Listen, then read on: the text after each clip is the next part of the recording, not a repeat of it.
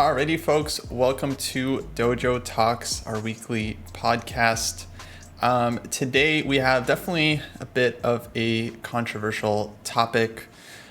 Recently, a few weeks ago, FIDE published this new policy regarding transgender players. It's pretty much the first time they kind of acknowledged the topic and made a policy on it. It definitely upset a lot of people because basically their policy states that if a player, I'll just explain it for anyone that didn't read it or see the articles.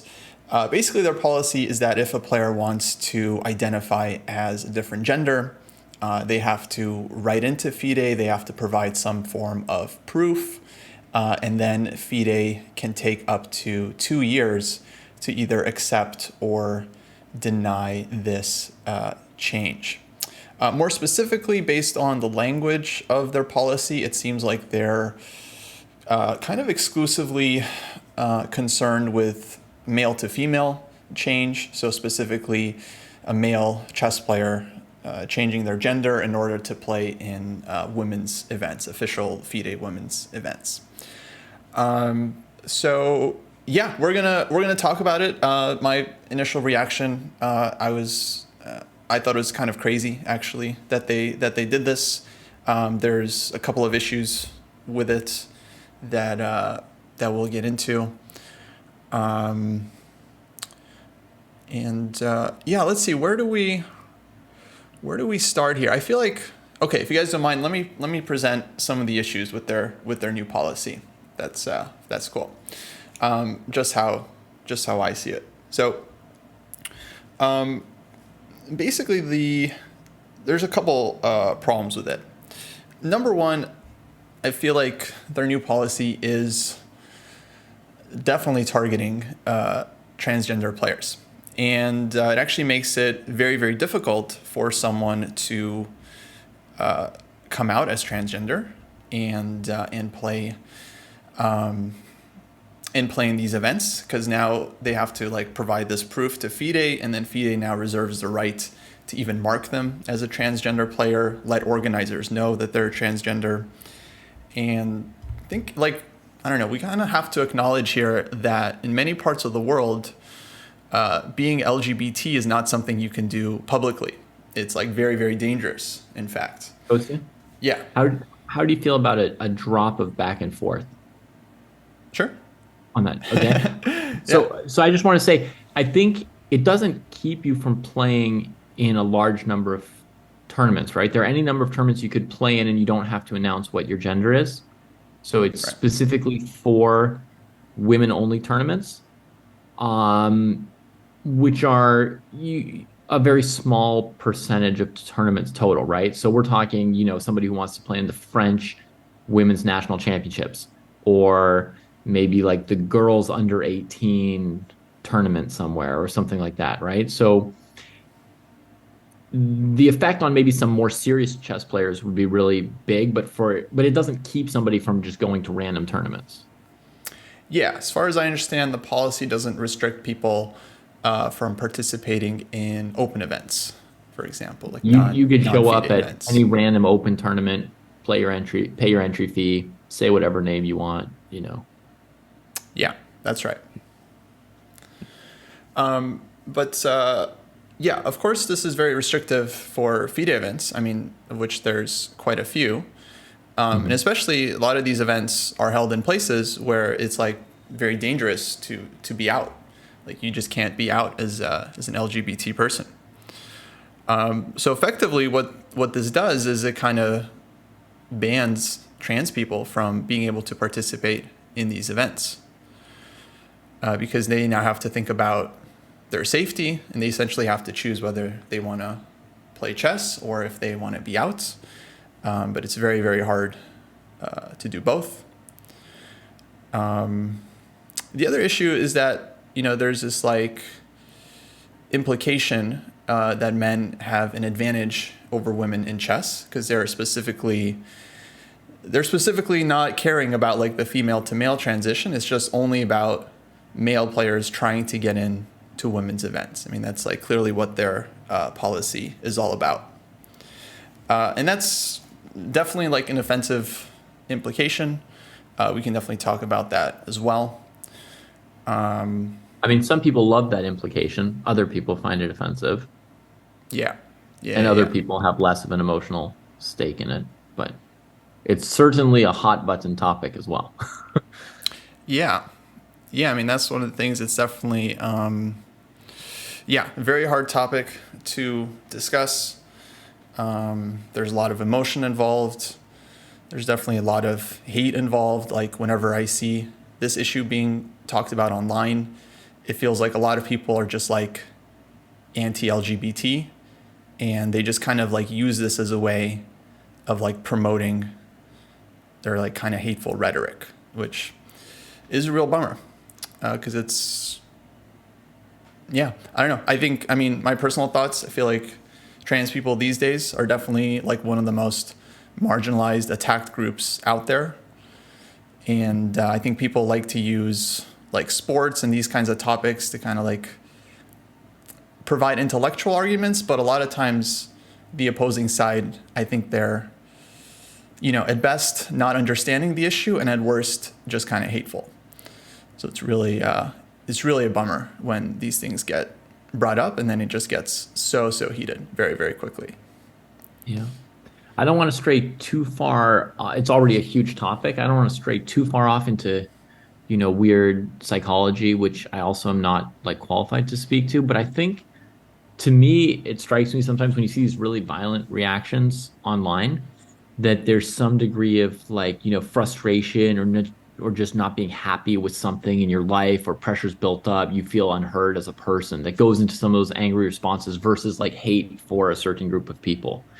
Because I sometimes will also say something like a little overboard when it touches on some topic, and I'm like, oh, I didn't mean it that like harshly, but it's when you're sort of feeling frustrated about stuff. So, um, Yeah. And yeah, so ultimately, I don't know. I mean, the big thing, it's like also, it's like, where did this come from? Because it's not like there was a case of someone transitioning and trying to game the system. So I mean, from FIDE's point of view, I'm presuming that they're trying to like protect women's events. Like that's what they're trying to do. They're not just trying to go after trans people like for no reason, just because that's what they want to do. But in effect, I do feel like that's kind of what's happening. Like there hasn't been a case so far of someone who, and we're not talking about someone that's like pretending to be a woman and then trying to play in a women's event. So what they're going after is someone, let's say, pretending to be trans and then trying to transition and then taking advantage of that. And so far, there hasn't been a case in chess. One thing I also want to mention is that US Chess released their own transgender policy several years ago that I think actually was quite reasonable. Their policy is different in that you can just request to change your identity with them one time, and they'll affirm it. I think you need to do it like 2 weeks before you play in an event, and they ask for no verification, no progress along the way in the transition. Just your word is enough. yeah, you request it, and it's not like, yeah, some committee needs to meet and figure out if you're trans enough or telling the truth or whatever. If you then want to switch back, then that's kind of the limit. It's like they allow you to switch once, but then if you switch back, that's it. And if anyone tries to game the system in their own words, then they just evaluate it as a case-by-case basis, which I think is pretty reasonable. I remember when their policy came out, from what I imagined, from what I remember, it had the support of the trans community. So I'm not exactly sure why FIDE can't adopt a similar policy. I think there is some kind of middle ground here where you have some way of like dealing with this, but without just totally restricting the play of someone who's trans. Mm-hmm. Yeah, I Well, mean, I let can me. get. Oh, go ahead. Yeah, go, Jesse. Go. Well, I want to just give a little bit more context of some of the reasons I think this is an interesting issue. Um, so, first of all, I think uh, we got to say there's two sides shouting at each other. And generally, in most political things, it's inside the country. You know, in the United States, people are yelling at each other in ways that people in other countries might not understand. But this particular issue has two sets of yelling going on that goes beyond country borders, right? One is just how do you feel about transgender people in general, right? Do you think that's valid? And then there's the further question that happens then in chess, because, well, let me back up and say, of course, this whole issue of transgender women in chess is mirrored in all of the other sporting events. You're having the same argument in other events, but in chess, it's a little bit more spicy because then we have to ask the question about women's chess. Do we think women's chess should be there? Right? We've talked about this on another episode. Do we feel that men have a natural advantage? Right? We've talked about that a little bit before too. So you have these two screaming sets of factions, right? Yelling at each other. And it goes beyond country lines. It's kind of interesting, right? There's not that many issues where beyond just the one country, you have people really yelling at each other and it like makes sense. I think like when I listen to British politics or something, I generally do not understand what they're talking about. They're infighting in a way that I don't understand, right? But this is like, oh, it's across the world. People are talking about these two sets of issues that come together right here on our show today. So what I wanted to do is maybe just explain a little bit of my own priors, because I think it's kind of interesting. And I think when people come to this, they should acknowledge their priors, right? Okay, so let me back it up. I was born into a place that I would describe as one of the most homophobic places. Well, and maybe I don't know if the world at that time, it was incredibly homophobic. I grew up in Santa Fe, New Mexico, on the wrong side of the tracks. The word joto to me was a bad thing before I knew what it meant. Okay. And what was really interesting when looking back on that is no one was out. In my high school, not one person came out as gay, not one. And at that time, Santa Fe was always a place where the rich people on the other side of the tracks lived. And we knew that there were gay people over there. And since we hated those people, it was quite natural to extend homophobia to be like a class warfare thing going on against some decadent people on the other side of the tracks. And the reason I bring this up, a couple of reasons. One is when you think about why FIDE did this, look at the FIDE demographic. It's, let's say, people in Russia. What do they see? They don't have people who are out, right? That's, to my mind, totally central to overcoming your homophobia. You actually have to meet some gay people and hang out with them. Same thing with trans people. But you don't have that in most of these countries that belong to FIDE. You just don't. And then what do they also see? Oh, the decadent West. Oh, the decadent West with all their bullshit. Well, I understand that point of view. I came up in that. I know exactly what they're talking about. And so, like for me, I didn't meet a gay person until I left town and went to college. I didn't meet a trans person until around late 90s, early 2000s. And both of those experiences were huge in me just like, oh, this is I get it. I understand what this quest is about. But in the majority of these places that are having the vote within FIDE, they do not have these experiences, right? So I think it's important to say, like, well, why does FIDE doing it? It's not some arbitrary thing. It's the vast voting block of FIDE is very much both anti-gay and anti-trans. That's just something you have to wrap your head around, right? We're talking about all those African nations that are voting, India, China, Russia. It's a huge voting bloc in the chess community. So you can't just like disregard it as a cultural, an object of the cultural war. Okay, before I pass it back to you guys, I want to say one thing. I have one strong statement on this. This is the one thing I feel good about. If you are shouting on this issue and you think that you are 100% right, whether you're shouting from the perspective of the right or the left, and you think you're 100% right when you are dealing with stuff like there's questions of genetics, brain science, culture, gender. When you think you are right in the mix of all that soup, which is going to have to be like part of what your analysis of the situation is, then I'm calling bullshit on you. And I know that essentially what I just did is I called bullshit on a lot of people, dude, because that's what they all sound like when they're yelling on Twitter. That's what they sound like. They have the truth in their hands and they're cudgeling it. They're whacking people with their truth. And I'm just like, no, boss, it's definitely not that easy. All right. Yeah. So, okay, on that, Jesse, real quick, I mean, let's just say, like, for some people, I agree, a lot of people are yelling, but for some people, it's not just a debate, right? It's not an argument. It's kind of life or death. Like, if they go to some of these countries, they could literally, they could be put in prison, they could be killed. Like, I mean, it's not, Yeah. and it's not just in these other countries. Like in the U.S. still, I mean, if you look at Twitter, if someone is openly trans, anytime they tweet, they just get tons of hate, insults thrown at them, dead naming, just like the worst stuff. So it's just like, I kind of get it why it's just like, I mean, of course we get it, like why it's so tense. It's just like there's all this just like hate and arguing being thrown around, and I can imagine it's just like very, very dehumanizing. And if you're in it, so it's like, I don't know, I kind of understand it more from the LGBT perspective. By the way, I'm totally with you, especially on, I loved your intro about the hate. I think it's very important to talk about.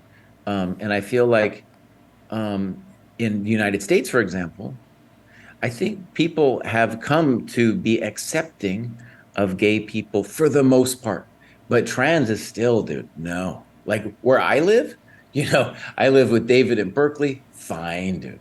I live here in Baltimore, I meet and hang out with trans people all the time, but these are just urban areas where there are enclaves of acceptance, right? Otherwise, no, you leave and it's not, you have, there's a real problem. Yeah, but that's why it's like I have a hard time really parsing the anti-trans arguments. It's because a lot of people, they make these like arguments and sound so logical, but I remember 15 years ago the country was divided about same-sex marriage, and you had a lot of the same people making very logical arguments about why gay people shouldn't be married and what about the kids and all this stuff. And it's like it was never really about the arguments. It just felt like hate, or phobia or whatever. And I feel like a lot of that same stuff is happening now. People feel weird about the topic, and so they kind of like try to come up with these logical rationalizations, and yeah, a lot of them don't really make sense. I mean, I could try to give you an argument, but then somebody would clip it without me saying that I was giving somebody else's argument. So, so I'm going to skip explaining it on this one. Well, let's say the obvious argument. The obvious argument is that you have people who, when they transition, they take away spots and titles from women. And while I think it's really controversial in chess, and if you wanted to make that claim, you'd have to go into the dark hole of genetics and yada, yada, right? But if you look, say, at weightlifting, and you see somebody who's transitioned from man to woman, it's problematic, dude. It's obviously, if I was the woman who got my record smashed or didn't be able to make the Olympic team, of course, you understand what the argument is. The argument is not too hard to understand, right? Yeah, but I guess my other point here is that people use, actually someone brought this up in the Discord and it's a great point. People use sports as kind of like a wedge issue. Because I agree, okay, the sports, especially like physical sports, it's not that simple. But this is like one like tiny like piece of the puzzle, and then people just use it to kind of just like attack trans people relentlessly over this thing. Right? But I agree. I mean, if athletes are like complaining and all this stuff, I mean, I think it's up to the sports to have to figure it out. It's up to the chess world to figure out how we want to kind of approach it as well. Yeah. I mean, Kostya, I think like one potential concern for some women, maybe, and I don't know who has or hasn't voiced this, right? But I mean, some women might want like a women's only tournament to be a space where they're away from men. And let's say I show up at that tournament and I say, I'm trans, I want to be at this place, and they don't feel comfortable with it, right? And the same thing comes up also with like bathroom usage, right? Mm-hmm. If you're a woman and you don't want a guy in your bathroom, and I just come into your bathroom and say, like, well, in my head, I'm thinking I'm a woman, right? So that's where there's like some possible concern that can come from women about their space. And so that's where there might be some impetus to have some kind of a policy of some kind, right? The policy would be like someone has to declare themselves versus just I show up and I tell you, like while I'm in the bathroom with you, like maybe I've had to like tell somebody else somewhere else, or I had to change my name, or I had to like, and I don't. There's probably like a huge range of what the policy could be, right? But just to give you like some sense of why there might be a policy, and you might still hate the policy FIDE has, right? Yeah.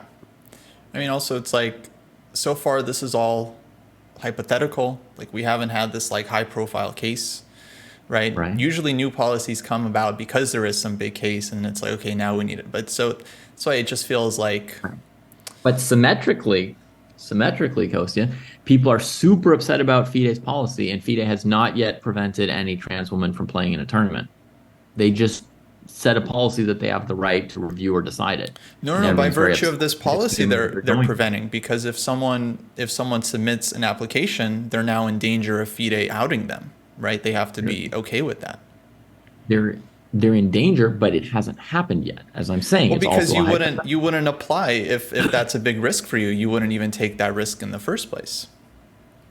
There have Maybe been so. trans players that have already like stated that like they now don't want to play FIDE events. They don't even want to touch it because it's just a non-starter for them.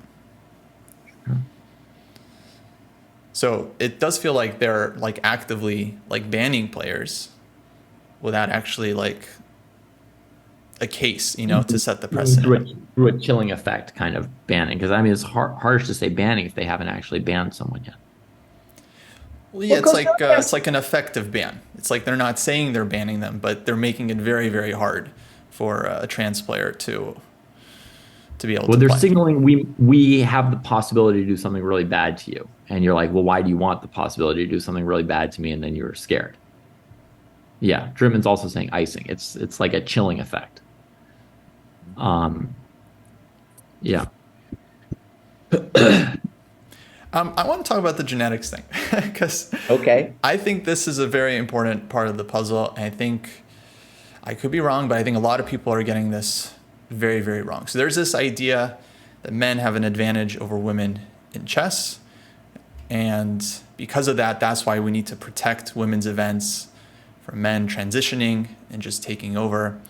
And I guess it's like, a lot of people bring up like biology and genetics, and there's like question like, because we all understand the highest rated players, most of them are men, right? At the top, it's many more men than women.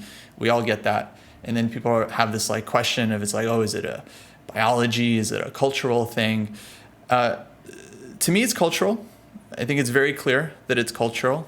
Number one, just the numbers, right? Just when you have a vast majority more men playing than women, that's going to lead to just these differences. But the bigger thing I want to express is that like you can't even begin to measure the biology or discuss it until you account and equalize for the culture. And actually, you guys were talking about this the other day. David, you made a great point, but I feel like you didn't take it far enough. You mentioned how in 1989, Vishy Anand became the first Indian grandmaster. And then after that happened, we saw this like explosion of chess in India. Tons of players got into the game. There are tons of coaches. Now in today's world, India, I think, has close to 100 GMs. They have a lot of the top juniors. We're all expecting India to just kind of dominate and like take over chess in the next 10 years. So think back to like 1985. Karpov-Kasparov World Championship match, Soviet Union. They've got tons of grandmasters, got tons of GMs in Russia, all these countries, Ukraine, Georgia, Armenia. US has grandmasters England has grandmasters, Netherlands, Serbia, like all these places have tons and tons of GMs, no grandmasters in India. And imagine people back then were like, like, can Indians play chess? Like, do Indians have the biology to play chess? Is it a biological thing or is it a cultural thing, right? Like, do Indians have the brains for chess? It would just make no sense. It makes completely no sense, right? Because the culture was different. In the Soviet Union, for decades and decades, chess was super important. Every kid was taught chess when they're younger. It's like part of the culture. Even people that aren't chess players, they remember growing up. If you talk to any Russian, they'll be like, oh yeah, I remember watching Kasparov on the TV. It's like chess is just like infused in the culture. It's not a surprise the Soviet Union had, dominated chess for many, many years. And now India, I mean, it's just like, it's no question. Like, it's not a biological thing. Like why they didn't have grandmasters, right? It's a cultural thing.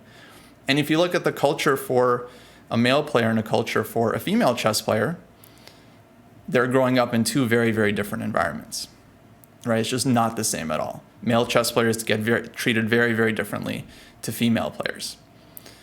So to me, it's like, it doesn't make any sense to discuss the biology, even entertain it until it's like you equalize the cultural effect. Okay, wait, though, Kostya. This is one of the issues where I want to call bullshit on it, though, because I feel like the left makes a great point. It's a great point about representation, right? When I go to the chess club, too, there's very few women there. It's a great point. We can talk about statistics. It's a very valid point, and that's the position of the left, then, that it's a cultural thing. The right, then, makes an argument about genetics, and they go on and on about it, and oh my God, you could go in so many rabbit holes about it, right? So what I want to say, though, that if you believe on either side that you're 100% right, no, dude, no. It's too complicated. It's too complicated. So if you make some strong claim like you just did, I'm like, no, dude. Like, there's just no way you can have that level of certainty that you just expressed. No, but I'm not claiming it's 100% cultural. I mean, I do believe it's mostly cultural. I'm saying it doesn't make sense to even discuss the biology until you figure out and equalize the culture. There's just no way to account for it. Like, it wouldn't make any sense. Any discussion of the biology is sort of hypothetical rather than based on any data. Yeah, and frankly, it's insulting, right? It doesn't have to be taken as insulting. I mean, I've had people tell me that women are better at multitasking than men, and it didn't insult me. I just thought, okay, that's a theory that you probably don't know, but it's a theory. Right, yeah, but it's a different thing. Multitasking versus straight up, like, intelligence, right? Like, chess is not straight up intelligence. I agree with you, but that's the argument that, like, you see a lot of people making. Just one particular activity. So, like, here's the best way I think I can intuitively express how you can see genetics in chess. Forget about gender for a second, and then look at the top players. And you very easy thing people can do: go to YouTube and then do the memory test with Carlsen and Aroni, and look at their answers and try to imagine, could you possibly do that? Ask yourself that, and the answer is no, you can't. There is a genetic thing that they have going on. I don't know what it is, but I know that it's very useful at the chessboard. And we've seen other things. We've seen players like Ivanchuk openly calculating. You're like, oh, that's another level. That's clearly not just something he learned. That's something genetic. So for me, it's not just male and female. Like, I could well believe, for example, that Judith Polgar had whatever gift it was too. I don't feel like science has come close to identifying what these top players have, but it's definitely genetic, right? And so for it doesn't even the have top to, players. wait, let me just finish. So it doesn't even have to be necessarily about gender. Like, we could say Judith and other women players have the same skill, but it's definitely a genetic thing. To, like, say the genetic component isn't there is like, oh no, dude, I think we're missing the big picture. Well, I'm not saying the genetic component isn't there for chess players at all, but I mean, like, yeah, we recognize that there's players like Judith Polgar and Hou Yifan that clearly have the genetic gift, right? Whatever that might be. But people are the ones that are dividing it by gender. They're trying to make this claim that, like, men have, like, better genetics for it, which I think is kind of ridiculous. again, Okay, it'd be like asking in 1985 if like Indians don't have the genetics for chess. Like it just makes no sense. but once you acknowledge that genetics has to play a role in this discussion, then there's a variety of ways you at least have to question your argument, right? Or at least the certitude of which you express it, right?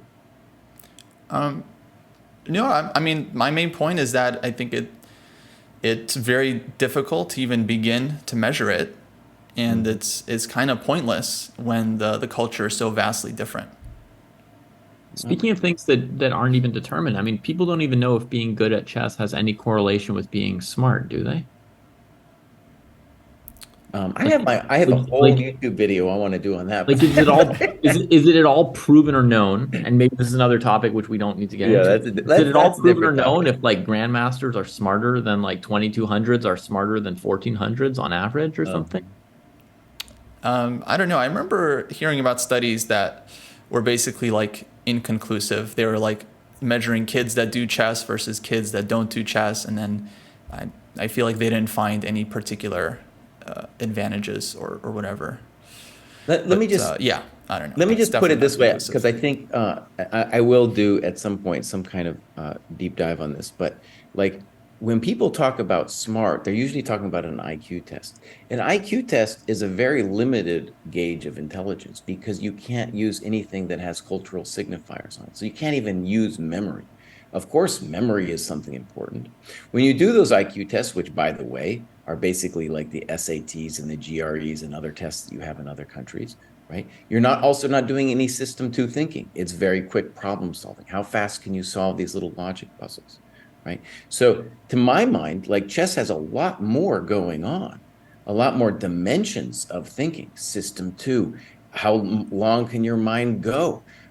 Memory, patterns, all kinds of stuff that like intelligence, as it's narrowly defined out there as an IQ test or something, doesn't even capture. So anyway, Mhm. that's my 2 cents. It's a different topic though. Jesse, let me push you Mhm. from Kostya slash Dritman here. Yeah. Um, do you think when there's this genetic component, and we don't know about, women versus men or whatever, but we're Yeah. discussing it along that axis, what about along other axes like the Indian axis? Like, would you say like, is it possible that Chinese people are all better at chess than non-Chinese people, that they have some predisposition? Hmm. Not? And like if somebody started talking about that, would it feel uncomfortable to you that somebody wanted to have a conversation with you about how they thought Chinese people were all better or worse at chess than non-Chinese people?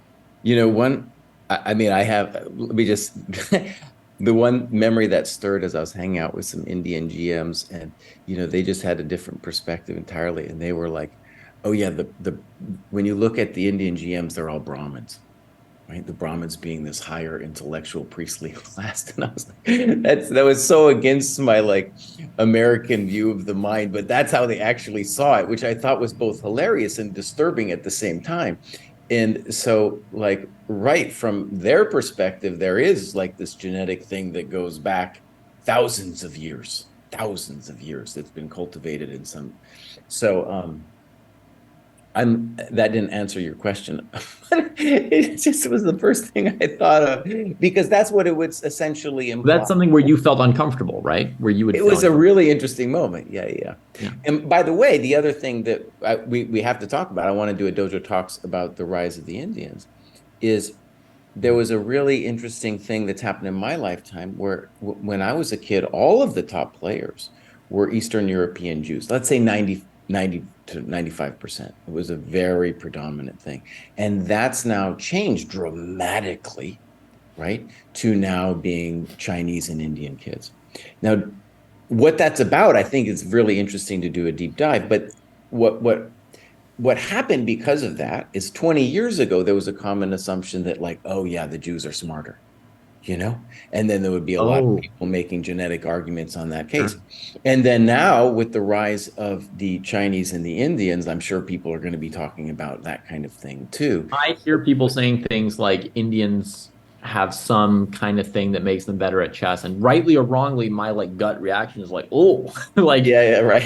oh, that's like some gross racist kind of thing going on, right? Like even if it's Right, right. positive, it's like somehow it's always racist, right? Because Yeah. it means others are less good or you're saying something weird or whatever. And maybe Hmm. it shouldn't be a big deal. Maybe it's possible that people in some part of the world are have some kind of thing because they lived in a certain environment and now they're all better at chess or worse at chess. And maybe I shouldn't care. Maybe I should feel just as untouched by that as by other differences. I think one of the things about even take Kostya's argument further with the Indians in 1989, it's like India has such a huge pool of people. In fact, when I look at the population statistic of how many people are Indians, it blows my mind. I can't count that high, right? But if you imagine a whole country that's now chess obsessed, the talent is going to get sifted very quickly, and it's going to, you're going to get that very small percentage rising to the top.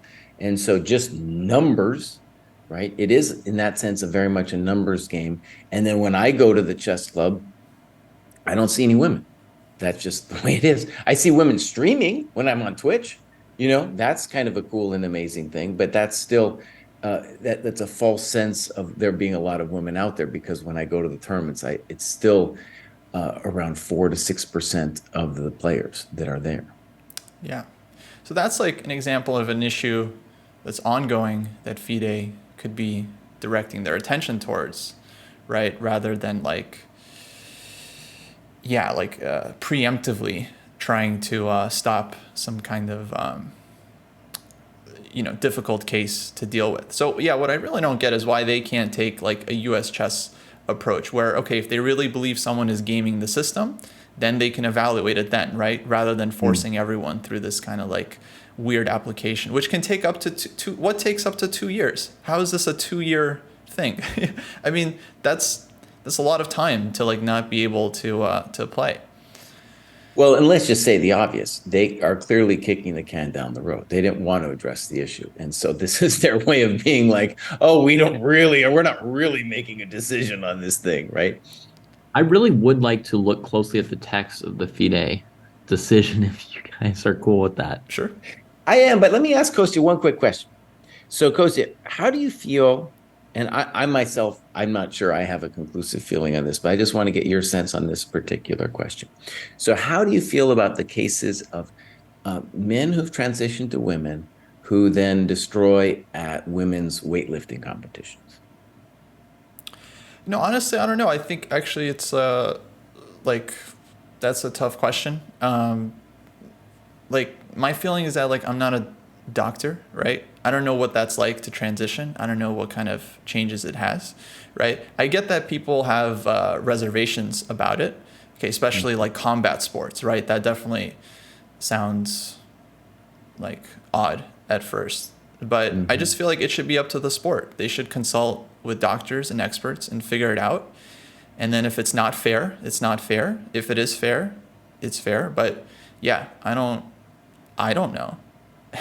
It's weird to me that, like you said, like people claim to know, right, without having actual knowledge on the topic. Mm-hmm. All right, Dave, read us this thing, boss. Okay. Before I do, here's what I want to say. Like with many things, my first exposure to FIDE's decision was a bunch of people yelling about it before actually seeing the text of the Mm-hmm. decision. And a Right, lot right. of stuff now, I get that way. I get like what everybody thinks about the news before I get the actual news. And I find whole articles online about this person's anti-Semitic comics or this or that or that. Even this is not even just looking on Twitter. Like I can go on news websites and I get articles and they never even give the comment in question. So it'll be all about, this person was anti-Semitic or this person did, Mm-hmm. was like anti-Palestinian or this person is Islamophobic or whatever. And it doesn't even say what the person ever said. And often the articles are even quoting tweets. So it's like, man, how do I escape from Twitter? Okay. Well, that's So the media. Yeah, that's the media these days. that's like a new weird way of consuming things, like in the wrong order, right? Like you got to go to the text, right? We've we've all had like a classic education of some kind, right? You start with the text. Okay. And I even wonder if some of these people posting also did not read the text before they started posting their opinions. And so you've got people arguing with each other who've maybe never even read FIDE's decision at all. So let me bring up 2 points about FIDE's policy, and then you guys can go wherever you want with it, or you could interrupt me on the very first one if you want, actually, right? Okay. So the first one I want to go to is in the regulations. It starts with number 1 definition: trans or transgender. People whose sense of gender does not match with the gender assigned to them at birth and whose change of gender has been approved according to the national legal rules or a FIDE decision in exceptional cases. And what that's referring to later on, it's specified as like if someone in your country won't recognize that you're trans, you could still like appeal it to FIDE and they could say, yes, we recognize you, even though the people in your country won't. Okay. But so intersex people, androgen and polygender people, cross-dressing and transvestite people are not included under these terms. So what I want to point out here, first of all, is for those who think that FIDE's agenda is just pure bashing of transgender people, the very first paragraph acknowledges transgender as a real thing, which is already That is good. that is already a pretty big step, is like acknowledging your existence, right? Because if you remember what Jesse was saying early on, a lot of FIDE's member states, in his opinion, a lot of places, like that's not a given, right? So if they're just like, and Kostya and Jesse, you've read the people's comments who are like angry, right? The people who are angry are just posting comments like, you're not a woman, like you're just a man who's crazy or something like that, right? Or you just, I don't know, some, right? Like they're saying like this isn't true. That's what a lot of like the anti-trans comments are online, right? And FIDE's not doing anything like that. In fact, they're immediately taking a position on the other side of that, right? And saying, this exists, these are these people, and here's what it is. So that's the first thing I want to bring up from the text. And then I have a second thing also. All right, let's hear No, it. that's a very decent point. The FIDE could have been a lot worse with their policy. That's for sure. They could have just been like, no, like not allowed. Right. So, okay. So we'll continue from there. But that casts doubt on the idea that it was a bunch of like transphobic people sitting around thinking like, let's just like do something hateful. Right? Okay. So now let's go Some doubt. to Sorry, just on that point, it's still possible still that possible. they use It's that still language possible. to protect themselves, but they're still very much against. Right. It's possible. And perhaps it was done by a group of people who were at different places and it's a compromise of a bunch of people and whatever, right? And there was somebody super progressive and somebody super angry or whatever, in the mix. But it certainly doesn't at first blush have the tone of like just absolute rejection and hate motivation. Okay. But let's go to what I think is the most important line in the entire thing, which is at the top of, I don't know what page this is, maybe the third page or something, but it's section 3 on the temporary restrictions, right? And it's the final paragraph of that first sentence. It says, in the event that the gender was changed from a male to a female, the player has no right to participate in official FIDE events for women until further FIDE's decision is made. Right? That's the part which basically says you want to play in women's tournaments, but you're on hold until FIDE makes another decision. So interestingly, and I didn't even catch this the first time I read this document. Okay, so let's like be honest about our capacities as readers, right? When I first read this document, I was like, wait, is this the document that everybody was mad about on Twitter? Like I thought I must have read something different or they hadn't read it or something because it seemed so different to me until I tracked down this sentence. Because my first reading of their overall document was they were saying like, this is what transgender is. We just asked that people like actually, announce that they're transgender to actually be transgender, or let us know that they're officially switching gender. And then, we recognize it. And it even said, if they can't get, a doctor's note or the equivalent of that, right, that they can appeal to us and we'll, look at their case individually and say, yes, you are, right? So at first I like totally didn't get it. Then I see this. The weird thing here is it's saying like they may have fully acknowledged the thing, right? But now they're saying, despite acknowledging the thing, there's this random hold, right? So this is like a separate review, a second uh, hurdle you have to get over, Mhm. essentially. So that was like slightly weird. It took me a moment to even find that. Now, I think it just leaves huge questions because it doesn't say anything about this further FIDE decision.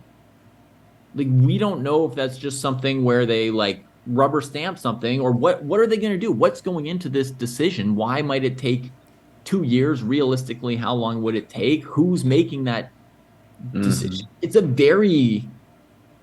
a very weird thing, but it's the crucial thing in the entire document, right? Is this fact that you have to wait 2 years and that they could just potentially reject you and you have no idea why, Right. right? So it's like the crux of the document, but it's also very fuzzy and not even grammatical. But So, it's like all things that are written by committee. It reads like it was written by committee, okay. right? I thought it was written by someone who didn't really speak English, but maybe it Yeah, was the committee effect. yeah. Yeah. Well, FIDE is often using like vague language and, as Jesse said, kicking the can down the road. Hmm. They still haven't released their, they were supposed to do this big investigation on the whole like Magnus Hans drama from a year ago. Yeah. They never really, they were like, we're going to release it. We promise, it's just, we're waiting for this lawsuit. Still haven't, so they're often just kind of like dilly dallying around the, Yeah. In fact, in terms of kicking the can, the phrase is so unspecific grammatically, it doesn't even tell you if it's going to be a further decision on what FIDE's policy on trans is or if it's going to be a specific ruling on your case. It doesn't even clearly refer if the further decision is about a single case or about their entire policy. Yeah, welcome. Welcome to the FIDE.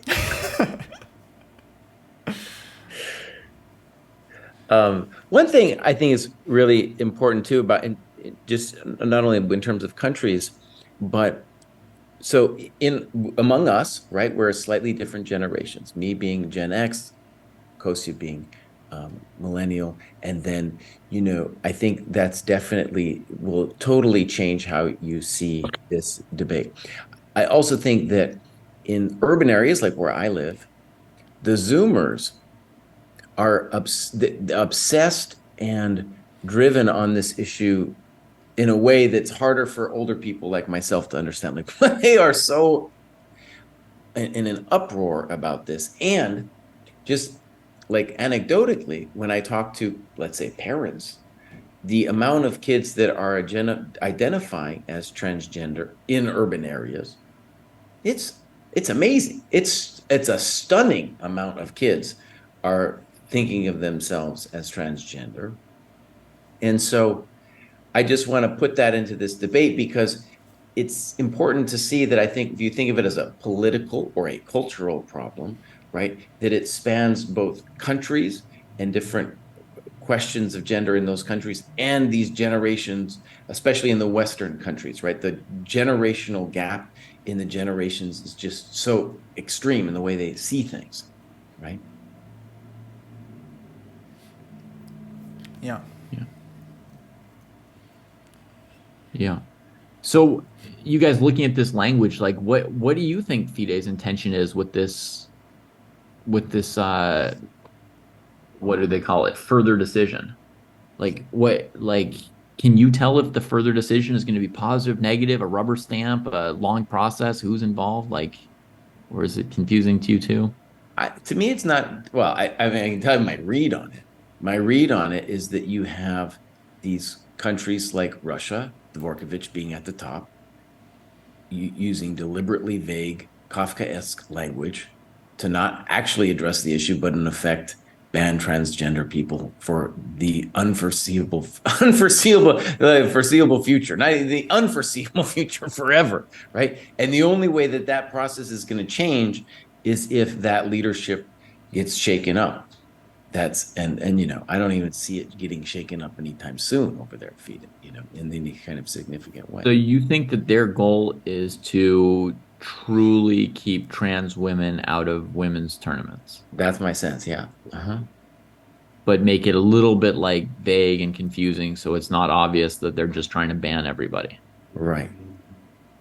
Okay. And I think the whole idea of a process that could possibly decide this is ridiculous in itself, right? What are you talking about? We've already just recognized in this podcast how ridiculously complicated it would be to try to come to some scientific understanding of what this is, when in fact it's a cultural question where you're just, if you claim you're doing a scientific thing, you're actually just importing your priors into the situation. Right. So the idea of some scientific dude coming out of the woodwork and saying, well, yada, yada, yada is true. Give me a break. Right. And that's what they're implying that's going to happen in 2 years' time or something, So no, I don't believe any of that. Yeah, I mean, I think to be as generous to FIDE as possible, I do think they're kind of, again, looking at it as like a way of like protecting their top female players and in those events. But yeah, the way it plays out, and yeah, again, a lot of the people behind the decision, it wouldn't be crazy if they were just kind of anti-trans in general. It's like just doesn't seem beyond the pale. Yeah, it just seems unnecessarily harmful. And again, this is against a group of people that's like already being like attacked and marginalized just like on a daily basis, And it's just like just adding on more to them, which I think is I don't know. I mean I think it's very unfair. But I mean, in your most charitable interpretation, they would be trying to protect women from just male kind of scammer type. right. That would be the most charitable interpretation. And there, at least, it would be protecting women who are also like a group that, gets attacked in chess. Absolutely. Did you recently get mated? Well, it's time to join the ChessDojo training program. Or maybe you just enjoy this fine content. Give us some money on the Patreon. I need to keep the lights on, and with inflation, it's really hard for Kostya to be buying that avocado toast. Yeah. The other thing I want to bring up is just like a bit of I don't know what to call it exactly. It's like it's clear a lot of people are very upset about their decision. A lot of people in the West disagree with it. Mm-hmm. What can people actually do to change things is not clear to me. It's just like it just seems like FIDE is in their own bubble. They have this like election, every couple of years. And if the president wants to keep being president, usually he can just do so. You guys remember, of course, Ilimzhinov, right? He was president for many cycles. Only reason he didn't win is just because he just got sanctioned all over the place. But I remember a couple of years ago, it was him, Dvorkovich as a candidate. I think it was like Short that was running. It definitely looked like Ilimzhinov was just going to win again, just easily. Right, but then you got sanctioned super hard, and then they were like, "All right, fine, we'll go with Dvorkovich. Dvorkovich is the new guy." Well, I think Putin moved his pick, right, and that's what it was.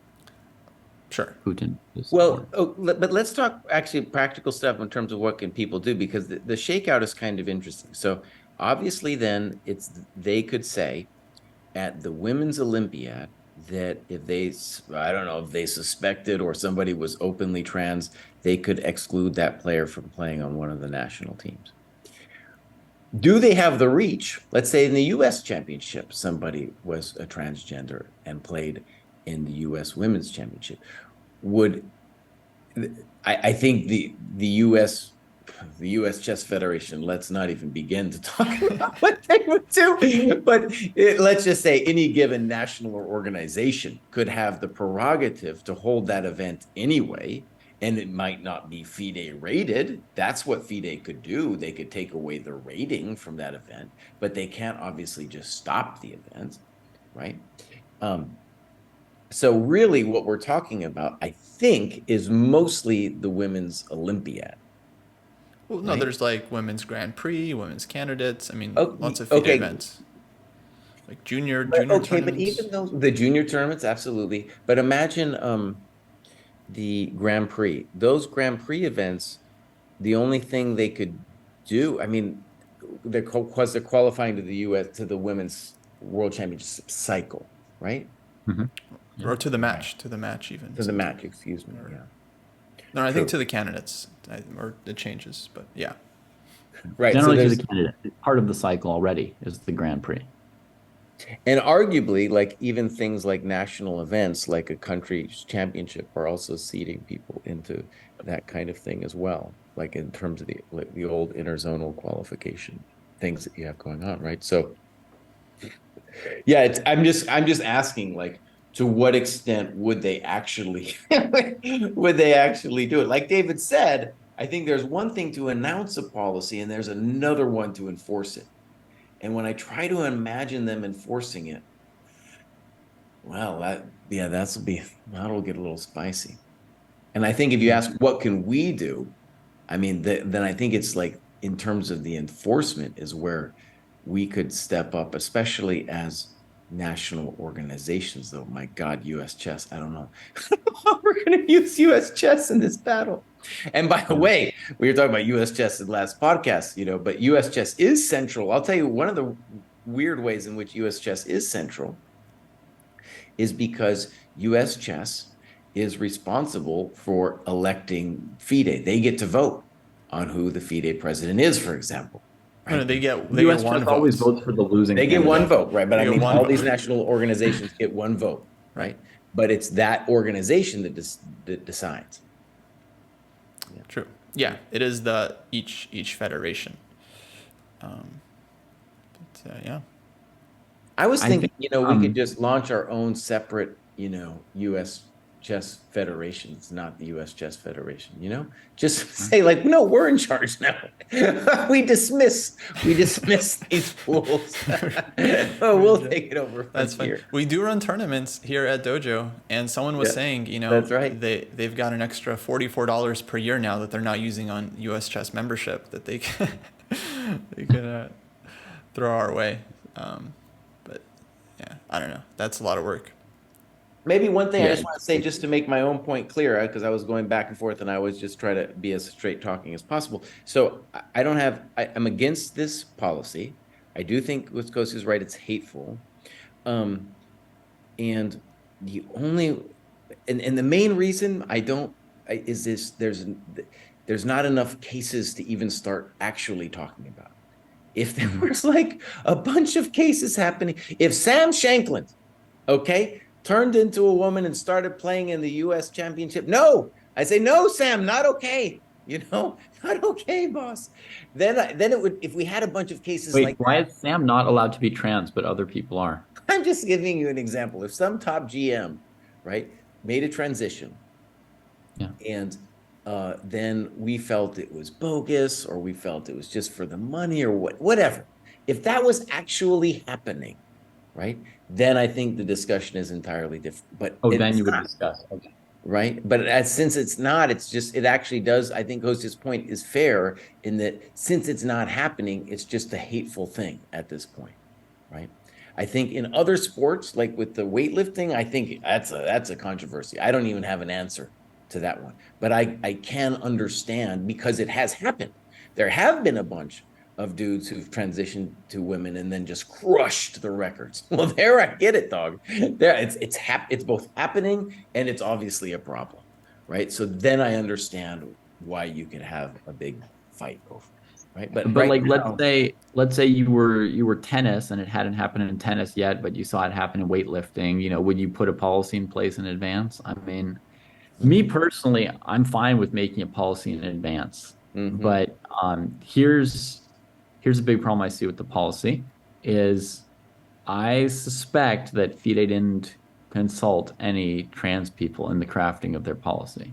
And that's, a weakness in our program as well here. We don't have any, mhm. trans or women's voices on our show, although I think we all tried to read up on what people had said publicly beforehand. And, we have a choice, folks, to address topics or not.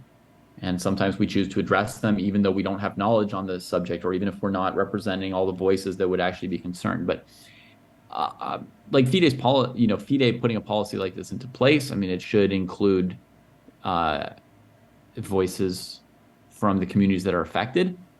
So you would think that, they would have had to hear from trans people, but I don't think they did. You would also think that, there would have to be like, did women come to them and ask for this supposed protection against people who might pretend to be trans, right? That's definitely not, out of the realm of possibility. And It's we can possible, understand but why we have top to know female if it happened players, or not. like, they wouldn't publicly, voice their opinion on this, right? I mean, it'd be just inviting a lot of chaos. So it's very possible that, it's something FIDE discussed with some of their top players.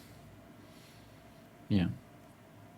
It's possible. But again, what if they just didn't talk to anybody, right? Like, I think, you know, the concern could be that, nobody asked for any protection from this kind of a policy, right?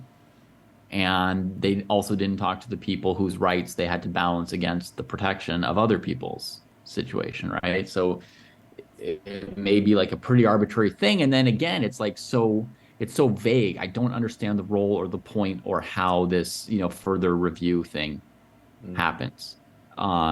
It seems like if you were really trying to craft a policy, maybe at this point their policy should just be, we are currently thinking about this policy and don't yet have a good one. I could get behind that, you know. Or if they're further along than that, they could lay out some of what they're thinking about, right? In terms of like how they would make that decision and how long would it normally take, oh, we've given ourselves up to 2 years because legal, blah, blah, blah, but really it's going to take us 2 weeks,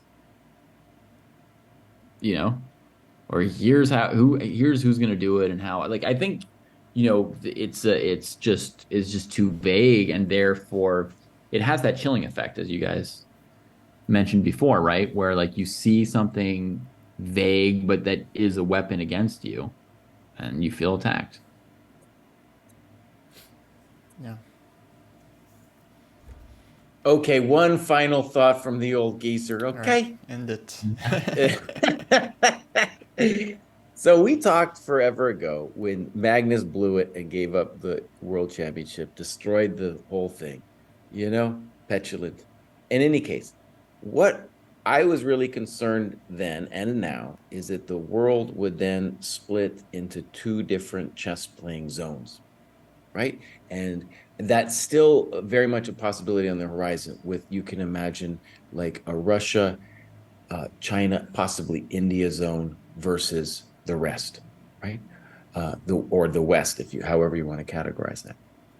This particular issue could be a further like layer to that dividing line between those two different chess worlds, right? And that's maybe the thing culturally that disturbs me the most about it, right? Now, is it a hateful thing that's just used? Fine, but it's also like, I understand those cultures are in a totally different place when it comes to trans and homosexuality, right? And one of the beautiful things in my life has been, traveling all around, meeting people from everywhere, playing chess, and it really feeling like, even if countries were at war, it was a lot of times it was just like, no, we're cool with each other because we're chess players. But now, right, I do fear like the chess world splitting, maybe along with the rest of the world, but especially the chess world. Yeah. I mean, if the whole world splits, the impacts will be worse than, two world champions or two different cycles of tournaments. Yeah, we got bigger problems. That's for sure. Okay, but let's imagine we did have a split not too long ago called the Cold War, and chess players were actually pretty cool with each other, for example, right? Yeah. And we're headed towards some kind of Cold War now. And the chess world, needs to be out of that Cold War. It needs to pull itself out of that mess, right? Or at least I hope it would. Sure. You want there to be not just chess, but various spheres in which people transcend that and build bridges and connections and understanding. Chess has been that for a long time. It's one of the beautiful things of our game. Yeah. Okay, my friends, let's All right. end. Thanks for listening. We'll end it there. Catch you all next time. Have a good one, everybody.